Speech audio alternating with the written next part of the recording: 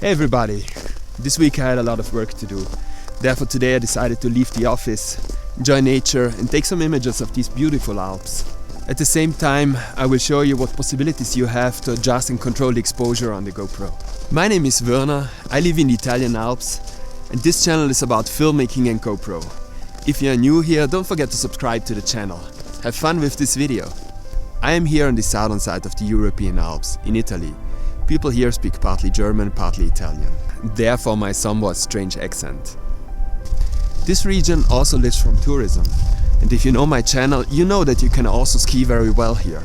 But let's now come to the exposure and the GoPro. Normally the GoPro, like any other camera, tries to set the exposure automatically and optimally.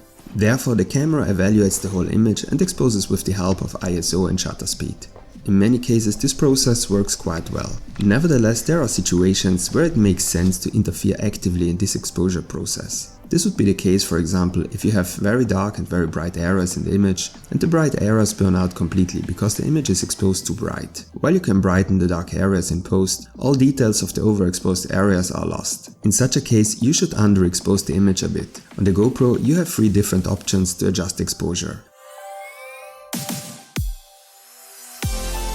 With the help of ProTune, you can set the exposure completely manually, so you can set the shutter speed and the ISO manually. The best would be a low ISO value and a shutter speed that is twice the frame rate. However, this is a topic for another video. The problem here is also that the shutter speed can only be adjusted manually with limitations.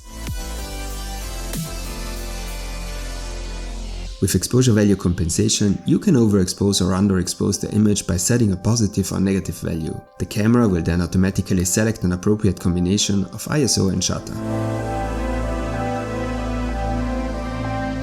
The exposure control feature is the fastest way to adjust exposure. As mentioned, the camera normally analyzes the whole image to determine the optimal exposure. When you tap on the screen, you will see a square with a dot in the middle. You can move the square to the desired position with your finger. The camera will now determine an optimal exposure that only refers to the area in that square. When you are satisfied with the result, tap the check mark at the bottom right. Remember that when the camera moves, the exposure will continue to be adjusted and changed, but always in relation to the area in the small grey square. If, on the other hand, you don't want the exposure to change when you move the square to the area that is optimal for you and tap the square again so that a lock appears, and then tap the check mark. Now the exposure will not change even if you move. The exposure control can easily be cancelled by tapping on the screen again.